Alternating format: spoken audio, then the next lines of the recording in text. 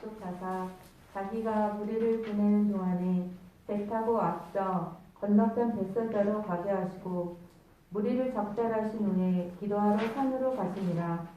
저물매 배는 바다 가운데 있고 예수께서는 홀로 못해 계시다가 바람이 거스름으로 제자들이 힘겹게 노젓는 것을 보시고 밤 사경쯤에 바다 위로 걸어서 그들에게 오사 지나가려고 하시니 제자들이 그가 바다 위로 걸어오심을 보고 유령인가 하여 소리 지르니 그들이 다 예수를 보고 놀람이라. 이에 예수께서 곧 그들에게 말씀하여 이르시되 안심하라 내니 두려워하지 말라 하시고 배에 올라 그들에게 가시니 바람이 그치는지라. 제자들이 마음에 심히 놀라니 이는 그들이 그 떡 되시던 일을 깨닫지 못하고 도리어 그 마음이 둔하여 졌음이러라. 아멘. 아멘.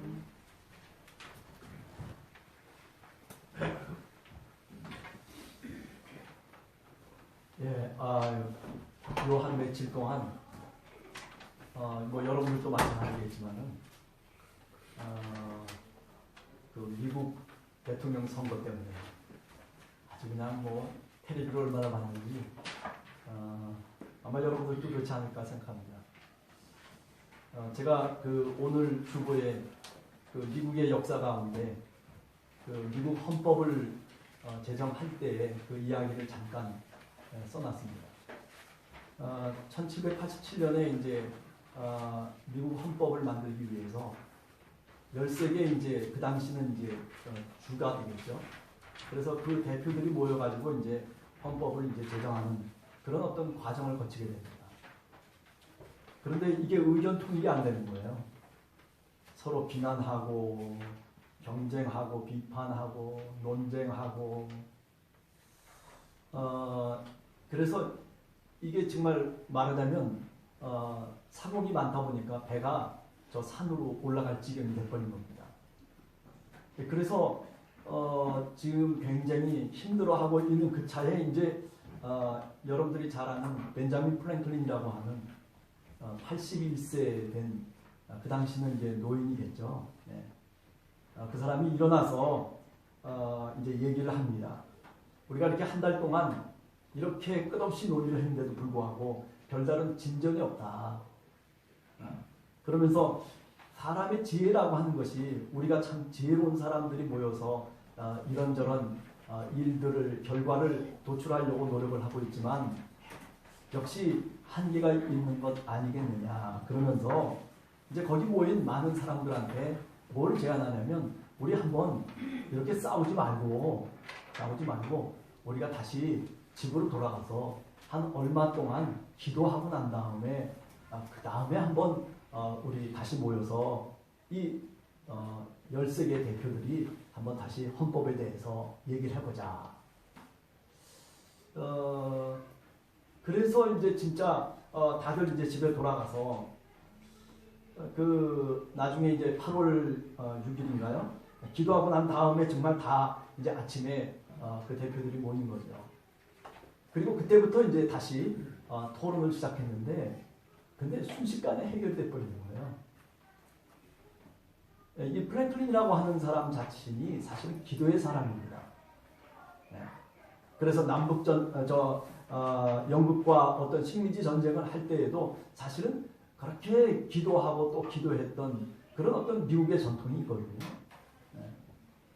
그러다 보니까 우리가 잘 알듯이 미국 대통령 당선을 하고 또 대통령 취임할 때 보면 성경에다가 손을 얹고 그죠?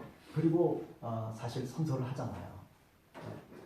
네. 그런 것들이 전통이 사실은 처음부터 이런 어떤 일들 믿음으로 기도로 시작한 미국이다라고 하는 것을 우리들에게 상징적으로 보여주거든요. 그런데 오늘 미국은 우리가 생각할 때 그런 어떤 모습은 전혀 아니다. 뭐 어떤 사람들은 민낯이 드러났다. 뭐 이런 얘기 저런 얘기를 합니다.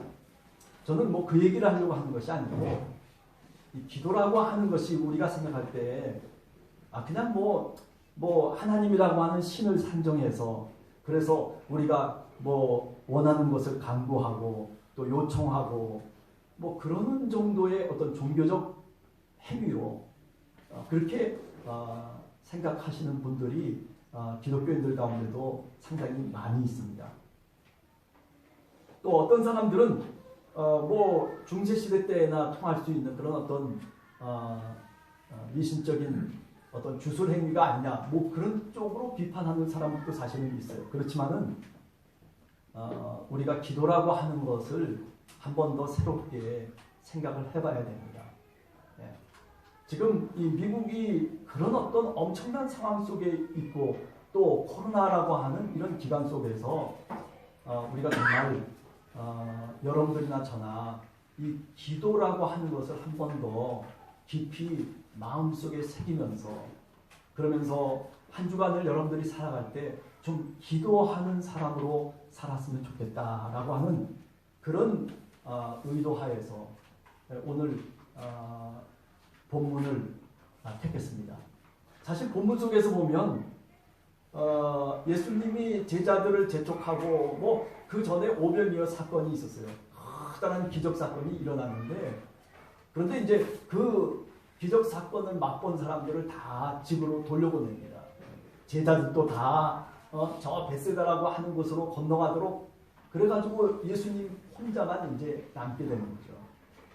그런데 예수님 혼자서 과연 어떤 일을 하셨는가라고 하는 것을 여러분들 아마 오늘 성경 본문을 보면 아주 간단하게 대답이 나와 있습니다. 46절을 보면 무리를 다 작별하신 후에 기도하러 산으로 가셨다. 그렇게 말씀하고 있어요.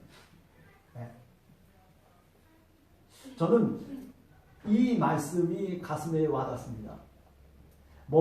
그 다음에 예수님이 물 위를 걸으셨다. 야, 예수님은 대단한 분이시다. 하나님의 아들이시다. 기적을 행하시는 분이다. 이런저런 얘기를 우리가 고백할 수도 있고 또 그렇게 말할 수도 있겠지만 저는 오늘 이 장면에서 그것보다 더 중요한 것이 하나 있다. 그게 바로 지금 기도하러 산으로 가시는 예수님의 마음입니다. 자, 생각해 보세요. 우리가 구약성경에도 보면 사실 기도의 장소는 어디냐면은 사실 예루살렘 성전이에요.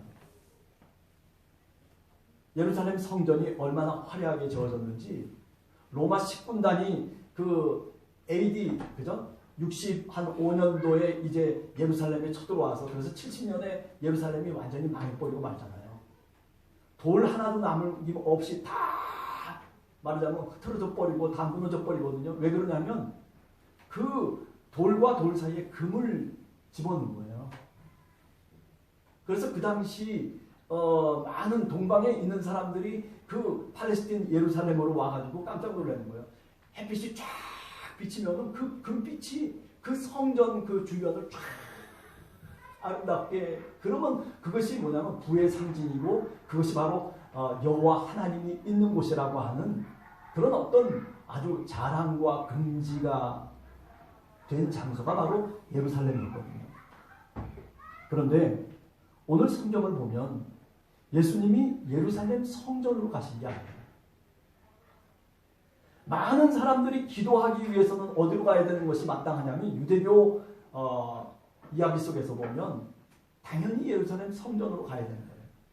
우리가 공간복음서에서도 쭉 읽어보면 예수님이 성전에서 기도의 이야기도 하시고 많은 이야기들을 하시지만 그런데 오늘 본문을 통해서 보면 예수님이 성전으로 기도하시러 가는 것이 아니라 그 화려하고 손으로 지은 자신들의 자랑이 될 수 있고 그리고 자신들의 영광이 될 수 있다는 그런 성전을 향해서 예수님이 기도하러 가시는 게 아니에요.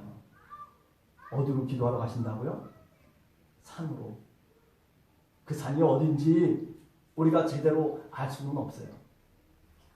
그렇지만은 예루살렘 성전으로 가신 것이 아니라 홀로 제자들도 다 보내고 따라왔던 무리들도 다 보내고 홀로 산을 향해서 가고 있다는 거예요. 여러분, 저는 이 이야기가 굉장히 의미 있는 이야기로 다가옵니다. 우리가 신앙생활하면서 우리는 종종 예루살렘 성전에만 하나님이 있는 것처럼 생각할 때가 많아요. 우리가 코로나 기간이 이렇게 되다 보니까 그죠? 교회에 나와야 될 시간들이 사실은 줄어들고, 그리고 기껏해야 뭐 주일날 잠깐 모였다가 또 그것도 뭐 방송을 통해서라든지 이렇게 저렇게 우리가 예배의 시간들을 잃어버리고 살아가고 있습니다. 그러나 한편으로 생각해 보면 이것이 참 어찌 보면 예수님이 홀로 저 산을 향해서 올라가셨던, 기도하기 위해서 올라가셨던 그 예수님의 신앙을 우리가 본받을 수 있는 절호의 기회다라고 한편으로는 또 생각을 하게 되는 것입니다. 우리가 사도행전 3장 1절에 보면 사도 베드로하고 요한이 그죠? 기도하기 위해서 어디로 올라갔어요? 사도행전 3장 1절에 보면 성전 미문, 성전으로 올라갔어요. 제9시 기도 시간이 돼서 베드로와 요한이 기도하러 어디로 올라가면 성전으로 올라가요. 아니 예수님의 제자들이 아니 예수님이 기도하러 산으로 가셨는데 그러면 산을 향해서 기도하러 가는 것이 아니라 오히려 예수님이 돌아가시고 부활하신 다음에 제자들조차도 사실은 예루살렘 성전으로 가셨거든요. 무엇하러? 기도하러. 또 그런가 하면 구약 성경 속에서 보면 우리가 바벨론 포로기, 그죠? 성전이 다 무너지고 아수르가 쳐들어와서 성전이 한번 무너지고 그리고 바벨론이 쳐들어와가지고 이스라엘이 완전히 망해버렸어요. 그래서 성전이 회파돼 버렸어요. 모든 이스라엘 백성들이 말하자면 바벨론의 포로로 잡혀가죠. 우리가 다니엘서 6장 10절에 보면 그런데 이 다니엘이라고 하는 사람 여러분들 잘 아시잖아요. 그죠? 사자굴에 던져졌는데도 살림을 받고 그리고 다니엘이라고 하는 사람이 얼마나 지혜로운 사람인지 그런저런 얘기들이 다니엘서에 쫙 써있지만은 그러나 그 속에서도 빛나는 그런 어떤 글귀가 있는데 그거는 뭐냐면은 바로 성전을 향해서 기도하는 모습이에요. 하루에 3번씩 손을 들고 그리고 저 예루살렘 성전을 향해서 창문을 열고 그리고 그곳에 하나님이 있다 생각하는 거예요. 거기 회파된 그 성전 예루살렘이라고 하는 곳이 하나님이 임재하시는 곳 여기는 없다는 얘기죠. 그래서 다니엘이 3번씩 기도하다가 결국 어떻게 됩니까? 왕한테 예배하지 않는다라고 해서 그래서 결국 죽음의 고비를 또 넘기는 그런 위험 속에 처하기도 하는 것. 아마 여러분들이 다니엘서를 읽어보면 금방 알게 되는 건 아닌가 생각합니다. 이만큼 유대교라고 하는 것 그리고 구약 성경이라고 하는 것은 성전이 기도의 중심이에요. 그런데 오늘 주님은 어디로 향하고 있다고요? 산으로 향하고 있다. 성전이 있는 곳이 아니에요.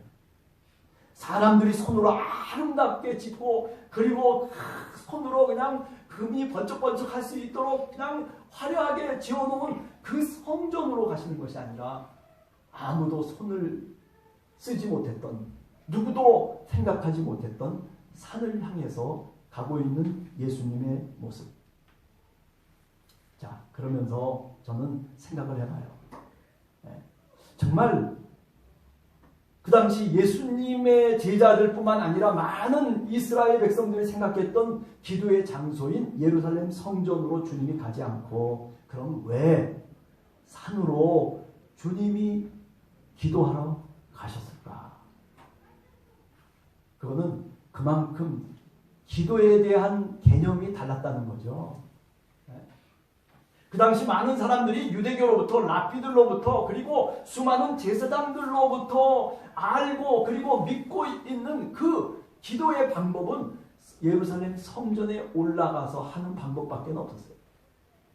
그러나 주님은 새로운 방법을 우리들에게 가르쳐주고 있는 겁니다. 기도라고 하는 것이 뭐냐? 기도라고 하는 것이 그렇게 예루살렘 성전에 올라가서 꼭 규격된 형식 속에서 그렇게 하나님께 나아가.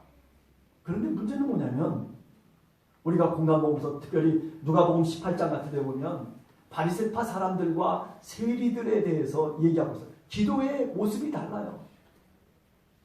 바리새파 사람은 당당하게 나는 저 사람보다 의롭습니다. 나는 죄를 짓지 않았습니다. 나는 율법을 잘 지켰습니다. 그렇기 때문에 내가 하나님 앞에 당당하게 나가면서 기도의 사람으로 자기를 나타냅니다. 우리가 누가복음 18장 1절 이하를 보면 그런 내용들이 쭉 나오고 있어요. 그런데 세리라고 하는 어찌 보면 로마의 앞잡이죠. 그런데 그도 하나님을 믿는 사람이에요. 그는 성전으로 향해 가면서 두렵고 떨리는 마음으로 그저 가기도 전부터 마음속에 떨림을 갖고 내가 죄인인데 내가 정말 하나님 앞에서 기도할 수도 없는 존재인데 그런데 하나님의 성전을 향해서 가갈 수만 있다라고 하는 것조차도 그것이 감사로 세리는 느껴지는 거예요. 나는 죄인입니다. 그래서 예수님이 말씀을 하시는 거예요. 예수님이 그 두 바리새파 사람과 그리고 세리를 비교하시면서 누가복음 18장에 보면 어떻게 해요? 낮아지고자 하는 자는 높아지고자 하는 자는 낮아질 것이다 라고 하는 그런 말씀을 제자들에게 가르치고 있습니다. 여러분, 기도는 낮은 데서부터 시작하는 거예요. 그런 마음, 자랑스러운 마음, 나는 그래도 이런 사람인데 나는 이렇지, 나는 자격이 있어, 이렇게 하나님 앞에 당당하게 나설 수 있는 사람이 기도하는 사람이 아니에요. 내가 죄가 많음에도 불구하고 두렵고 떨림에도 불구하고 그럼에도 불구하고 주님 앞에 다가가는 그 처절한 마음, 그게 기도의 출발점이라는 것입니다.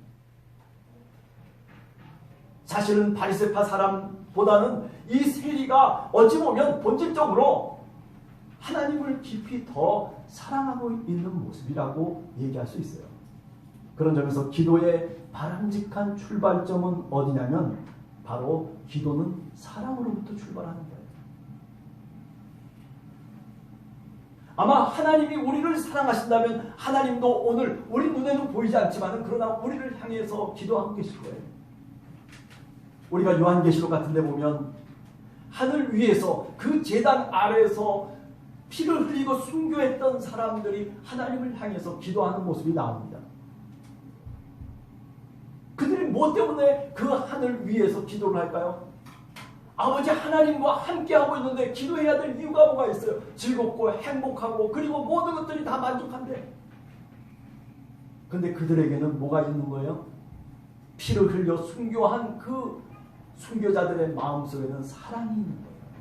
무엇을 향한 사랑이에요? 세상을 향한 사랑이 있는 거예요. 내 자녀들을 남기고 이 천국에 와서 하나님의 제단 아래서 사랑하기 때문에 그 두고 온 처자들을 사랑하기 때문에 그래서 어떻게 해요? 그래서 기도하는 거예요. 사랑 때문에 기도하는 거예요. 오늘도 여러분이 하나님을 사랑하고 그리고 내 옆에 있는 이웃을 내가 사랑하는 마음이 있다면 그렇다면 여러분들 마음속에 기도가 있는 거예요.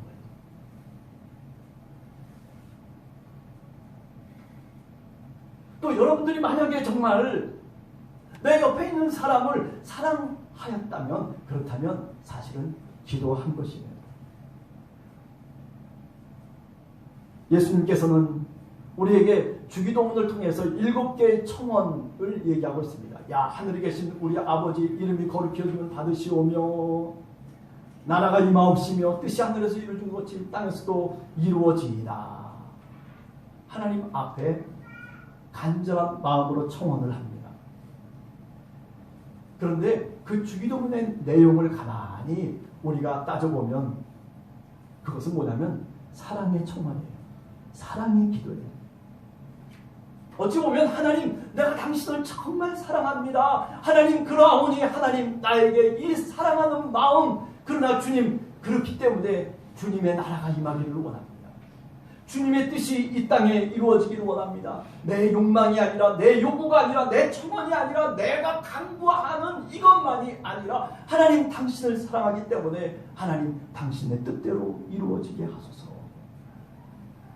사랑의 강구예요. 뭘 달라 우리는 얼마나 많은 기도를 하면서 우리는 그렇게 기도에 접근해 들어가는지 몰라요. 그러나 오늘 주님이 산을 향해서 기도하러 가셨다라고 하는 이 말씀을 가만히 우리 마음속에 생각해 보면 그게 아니구나. 뭐를 달라 하는 그거 이전에 내가 정말 하나님을 사랑하고 내가 정말 주님을 사랑하고 그리고 내가 정말 기도하는 바로 그 사람,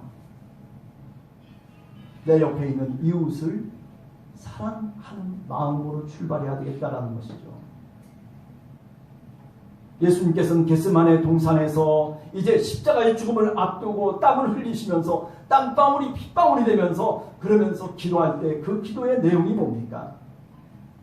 내 뜻대로 마옵시고 아버지 당신의 뜻대로 이루어지소서라고 그렇게 기도를 합니다. 이것이 뭐예요? 이게 바로 주님이 우리들에게 모범을 보이셨던 사랑의 기도예요. 이거는 우리가 주절주절 하나님 앞에서 우리가 그저 뭐 이렇게 저렇게 떠들어대는 그런 어떤 기도가 아니라 그런 기도의 모습이 아니라 마음속에서 정말 우러나오는 기도예요.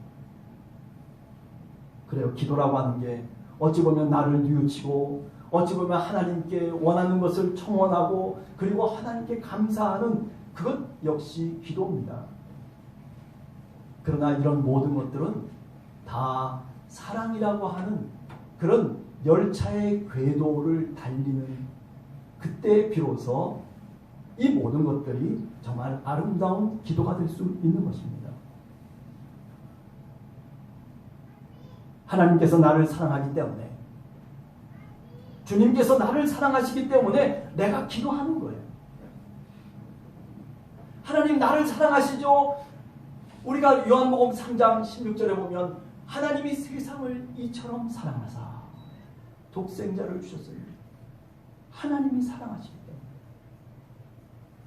그래서 우리가 기도하는 거예요. 그래서 오늘 또 우리가 이렇게 나와서 하나님께 예배하는 겁니다. 만약에 하나님이 이처럼 우리를 사랑하지 않는다고 내 스스로 생각한다면 우리가 어떻게 여기 나와서 예배를 드리고 기도를 하고 하나님께 청원을 할 수가 있겠어요? 기도를 하는데 자꾸 다른 마음이 들어요. 기도를 하는데 마음이 갈라지고 그리고 기도를 해도 정신이 집중이 안 되는 그 이유 중에 하나는 분명한 것이 뭐냐면 그것은 내가 그만큼 주님의 사랑을 오늘도 느끼지 못한다는 거죠. 그렇습니다. 본질적으로 기도라고 하는 것은 이렇게 사랑으로 출발하는 겁니다. 또 뿐만 아니라 기도는 어떠해야 되느냐 할 때 본질에 있어서 진실돼야 한다라고 하는 거죠. 여러분 하나님은 진리이시고 나는 길이요 진리요 생명이라 말씀하셨어요. 하나님은 거짓이 없으신 분이에요. 우리를 우리보다 더 잘하시는 분이십니다. 우리가 그분 앞에 나설 때만큼은 다른 사람들 앞에 나설 때 거짓말을 할 수도 있고 내를 속일 수도 있어요. 아니 스스로 나 자신을 속일 수도 있어요. 그렇지만 그분 앞에 우리가 나설 때만큼은 진실이어야 되는 겁니다. 하나님 앞에 우리가 나설 때만큼은 예배 시간에 내가 그래도 오늘 주님 앞에 무릎을 꿇고 주님을 바라보는 그 순간만큼은 우리가 진실한 마음으로 그리고 주님을 바라봐야 되는 겁니다. 그래요. 이것은 다르게 얘기하면 우리가 있는 그대로를 주님 앞에 보여드리는 거예요. 하나님께 내 모습 이대로 보여드리는 거예요. 내 속에는 별의별 생각들이 가득 차 있고 그리고 내 마음 깊은 곳에 보면 그저 꼬여있는 거 뭐 그냥 쓰레기 같은 것들 뭐 이런저런 모든 것들이 다 사실은 나를 형성하고 있지만은 그러나 그것을 하나님께 그대로 보여드리는 거예요. 하나님 저는 사실은 이렇습니다. 이것이 바로 뭐냐면 진실함이라고 얘기할 수 있어요. 기도하는 사람은 이렇게 진실한 속에서 기도하는 겁니다. 이것은 바로 겸손이라고 얘기할 수 있어요. 자기를 내려놓는 거예요. 자기를 내려놓는 것이 다른 것이 아니라 하나님 앞에서 내가 정말 진실된 모습으로 내가 있는 것 그것이 바로 겸손이라고 우리가 성경적으로 풀어서 말씀할 수 있을 것입니다. 따라서 기도라고 하는 것은 이런 진실과 겸손으로부터 출발하는 것입니다. 기도 시간이 됐으니까 사도행전 3장 1절에 나오는 베드로와 요한처럼 기도 시간이 됐으니까 기도하러 가야지. 그리고 예배하러 가야지. 예배 시간이니까 내가 가야지. 늘 그렇게 해왔던 습관이 아니라 오늘 하루도 오늘 이 시간도 지금 여기서 하나님 앞에 진실된 마음으로 겸손하게 하나님을 바라보는 그 사람이 바로 신앙인이고 기도자인 것입니다. 따라서 기도라고 하는 것은 여러분과 제가 늘 기도의 바람직한 출발점은 뭐냐면 바로 기도하는 사람은 진실해야 돼요. 하나님 앞에서만큼은. 하나님이 다른 거 따지지 않으세요. 너 왜 그렇게 살았어? 너 정말 나쁜 놈이구나. 너 어떻구나. 아니에요. 우리 마음속 깊이를 보면요. 예수 그리스도가 말씀하셨잖아요. 마음의 문제는요. 너무나 복잡해요. 우리가 다 죄인이라고 하는데 왜 우리가 부정할 수 있겠습니까? 누가 의인입니까?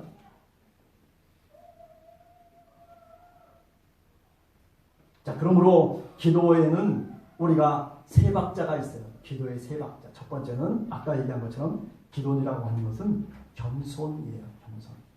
네. 진실되게 있는 그대로 내려놓는 거죠. 내 구체적인 삶의 모습을 하나님 앞에 고하는 거예요. 하나님이 아시죠. 내가 구하기도 전에, 내가 생각하기도 전에 하나님이 내 모든 것들을 왜 모르시겠어요? 다 아심에도 불구하고. 그런데 하나님은 보고 계시는 거예요. 그래서 우리는 진실하게 꾸밈 없이, 그리고 적당히가 아니라 정말 가면을 벗어버리고 하나님께 그대로 나를 하나님 앞에서 보여드리는 겁니다. 네. 아마 저는 에덴 동산에서 아담과 하와의 이야기를 한번 생각하면서 이런 생각을 해봤어요. 먹지 말라는 선악과를 따먹었어요. 마음속에 두려워. 이거 하나님의 명령을 어겼는데, 그리고 저 나무 뒤에 숨어버리고 맙니다. 야, 아담아 어디 있느냐? 근데 대답이 없어요. 어쩌면 숨지 아니하고 하나님이 부르실 때 주님 제가 여기 있습니다. 내가 하나님의 명령을 어겼습니다. 동산 중앙에 있는 나무 실과 저 선악을 알게 하는 나무 실과를 따먹지 말라고 그렇게 하나님이 당부하셨는데, 그런데 제가 그 하나님의 계명을, 하나님의 말씀을 지키지 못했습니다. 주님, 저는 죄인입니다. 만약에 아담과 하와가 이렇게 고백했더라면 하나님이 에덴 동산에서 그들을 쫓아냈을까요? 쫓아내지 않았을까요? 저는 오늘도 생각하기를 아마 그렇게 고백했더라면 하나님이 쫓아내지 않았을 거예요. 그래, 네가 이제 죄라고 하는 것을 알게 되었구나. 그러면서 죄가 있기 때문에 하나님의 선하심이 빛나는 거예요. 우리 마음속에도 마찬가지예요. 우리 마음속에 어둠이 있기 때문에 빛이 아름다운 거예요. 그렇지 않습니까? 어둠이 있기 때문에 빛이 아름다워요. 이게 성 어거스틴이 한 얘기예요. 솔직과 그리고 가면을 벗어버리고 그리고 하나님의 은총 아래 머물러 있는 것, 그것이 바로 기도의 모습이다라고 얘기하셨어요. 그래서 기도하러 주님이 산으로 올라가시는 것은 바로 다른 것이 아니라 저 예루살렘에만 있는 것이 아니라 손으로 짓고 자신의 자랑과 명예가 되고 지위가 될 수 있는 저 성전이 아니라 정말 한 인간으로서, 실존적인 한 인간으로서 하나님 앞에 섰던 예수님의 모습을 오늘 우리가 이 구절을 통해서 깨닫게 되는 것입니다. 여러분, 그렇기 때문에 기도하는 시간을 아깝게 여기시면 안 돼요. 기도하는 시간을 이게 마치 정말 기도하는 시간이 너무 아깝다라고 그렇게 느껴지면 안 돼요. 그것은 아까운 시간이 아니에요. 기도하는 그 시간은요, 그것은 정말 세상에서 그 어떤 것보다도 가치 있는 시간이에요. 열심히 공부하는 것보다도 뭐 수많은 돈을 벌어가지고 그래가지고 내가 부유해지는 것보다도 기도하는 그 시간이 더 가치가 있다라고 그렇게 믿으셔야 됩니다.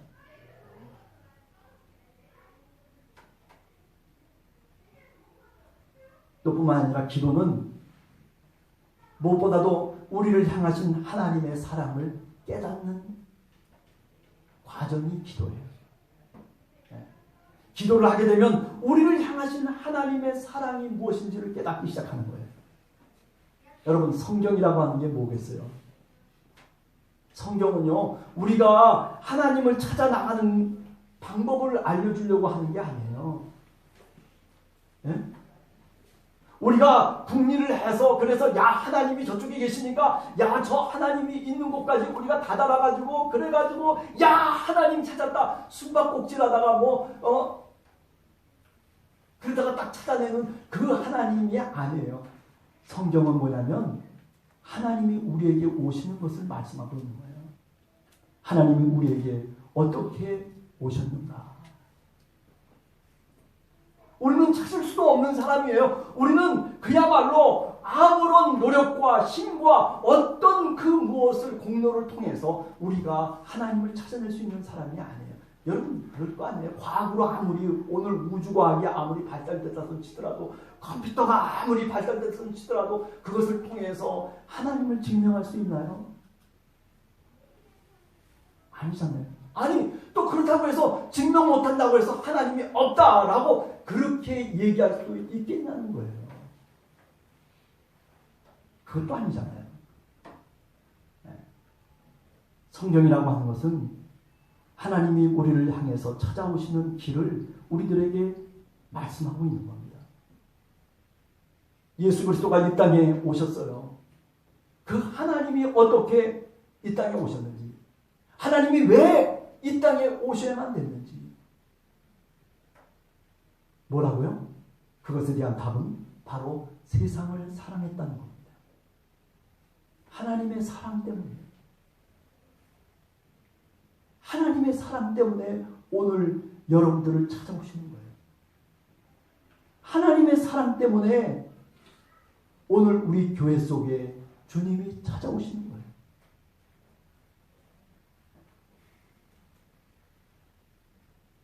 그것을 깨달을 수 있는 방법은 성경의 말씀뿐만 아니라 기도라고 하는 방법이 있는 거예요.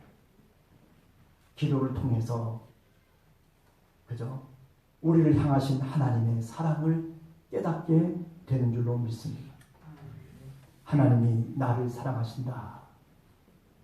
이것은요, 꺼지지 않는 기도의 심지예요. 하나님이 나를 사랑하신다라고 하는 이런 믿음과 확신, 이런 고백을 내 마음속에 갖고 있는 한 우리는 꺼지지 않는 기도의 심지를 갖고 있는 겁니다. 그래서 마치 꺼진 것처럼 느껴지는 내 마음의 심지, 아니 지금 바람이 불어가지고 이렇게 불면 금방 꺼질 것 같은 그 심지. 그런데 기도라고 하는 것은 다시 그 심지에 불을 붙이는 거예요. 우리가 생각할 때는 그 기도에 그 어떤 그 심지에 불 붙어 있는 것들이 그냥 바람으로 인해서 무슨 비바람으로 인해 가지고 그래가지고 금방 꺼질 것 같지만은, 그러나 그럴 때 우리가 기도하게 되면 바로 불이 붙게 되는 겁니다. 몸이 건조하게 느껴지고 왠지 신앙생활하면서도 뭔지 만족하지 못해요. 하나님이 나를 사랑한다라고 하는 것을 깊이 깨닫지 못하고, 그리고 이 신앙생활이라고 하는 게 루즈하게만 여겨지는 그런 어떤 신앙의 상태 속에 만약에 있다면 여러분 기도하셔야 됩니다. 그냥 기도하는 것이 아니라 오늘 제가 말씀드린 것처럼 그런 진실된 마음을 갖고 기도하셔야 돼요. 기도하다가 마음이 갈라지고 기도하다가 뭔가 집중이 안 되면 소리를 쳐서라도 우리가 집중을 하고 그리고 가슴을 쳐서라도 기도에 집중할 줄 아는 그 방법을 우리가 찾아야 되는 겁니다.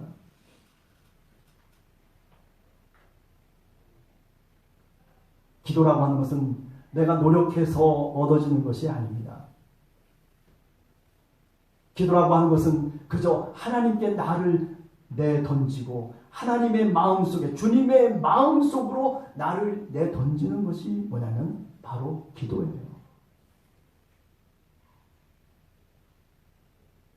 그런 점에서 성경이라고 하는 것은 하나님이 세상을 사랑함으로 인해서 써진 일종의 덧글이라고 얘기하시는 거예요. 하나님의 사랑이 먼저예요. 하나님의 사랑, 예수 그리스도가 이 땅에 오셔서 하나님의 사랑을 갖고 하나님의 그 사랑의 마음으로 제자들에게 다가갔기 때문에 성경이 된 거예요. 하나님이 말씀하셔서 예수님이 그 사랑의 그 마음으로 제자들에게 말한 그것 하나하나가 다 하나님의 말씀이 된 거예요. 그게 성경이에요. 따라서 성경이라고 하는 것, 하나님의 말씀을 우리가 읽을 때에도 어떻게 읽어야 되냐면 하나님의 사랑을 갖고 읽어야 되는 거예요. 정말 성경을 잘 읽는 사람들은 하나님의 말씀을 하나님의 말씀으로 읽는 사람들은 감사와 그리고 사랑의 마음으로 성경을 읽는 사람들입니다. 여러분,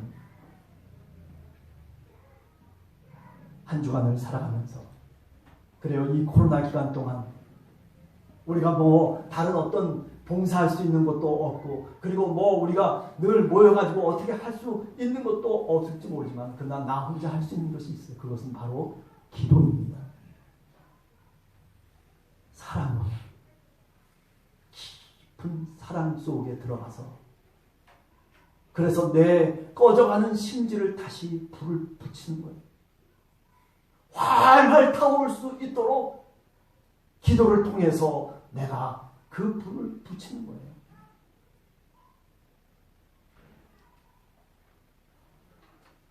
초대교회 교부 중에 요한 크리스톤이라고 하는 그런 아주 유명한 교부가 있어요. 그분이 그런 얘기를 했어요. 기도는 영혼의 빛이다. 기도는 하나님께 대한 참된 알입니다. 기도는 하나님과 사람 사이를 중재하는 것이고 기도는 바로 하나님을 갈망하는 것이고 기도는 거룩한 은총에서 비롯되는 신비로운 사랑이다. 여러분, 예수님은 산으로 기도하러 가셨어요. 성전이 아니라 교회만 꼭 나와서 기도하는 것이 아니에요. 여러분들이 처해 있는 삶의 자리 속에서 그것이 그저 볼품없는 저 언덕일 수도 있고 어떤 경우에는 저 길가일 수도 있어요. 그렇지만은 그러나 그 어느 곳에서든지 간에 여러분들이 기도하게 되면 그 기도가 여러분들을 살릴 수 있고 그 기도가 우리 이웃을 우리 친구를 살릴 수 있고 그 기도가 우리 사회를 살리며 그 기도가 우리 자신을 살리는 것입니다. 바라기는 한 주간도 여러분 이런 기도의 산을 올라갈 수 있는 예수님을 쫓아서 그 산으로 올라갈 수 있는 그런 믿음의 사람들 다 되시기를 간절히 주님의 이름으로 축원합니다. 기도하겠습니다. 하나님 아버지